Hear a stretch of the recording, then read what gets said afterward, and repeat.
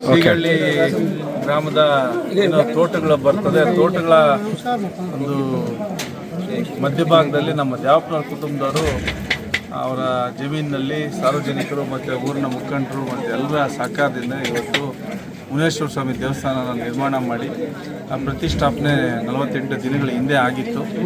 ಇವತ್ತು 48 ದಿನಗಳ ಕಾರ್ಯ ಎಲ್ಲರನ್ನೂ ಕರೆದು, ಸ್ನೇಹಿತರನ್ನ, ಬಂಧು ಬಳಗನ ಕರೆದು ಒಂದು ಊಟ ಕೊಡೋಂಥದ್ದು ಮತ್ತು ದೇವ್ರಿಗೆ ಎಲ್ರಿಗೂ ಒಳ್ಳೇದು ಮಾಡಿ ಅಂತೇಳಿ ಒಂದು ಶುಭಾನ ಕೋರೋಂಥ ಒಂದು ಸುಸಂದರ್ಭ.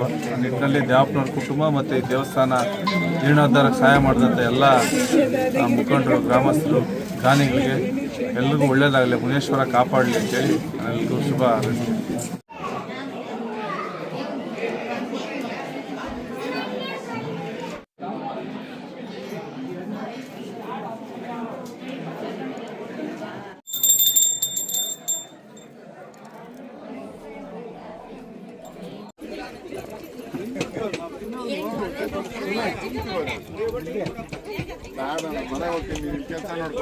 ನೀವು ಇಲ್ಲಿ ತಿನ್ಬೇಕು, ಯಾಕೆ ಇದಿಲ್ಲ ಅನ್ನಾರ ನಿಮ್ಗೆ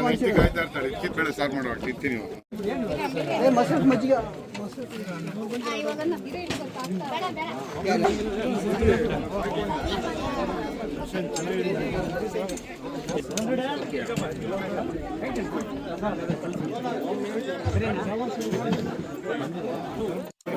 ಒಳ್ಳೆ ಸ್ವಲ್ಪ ಜಾಗ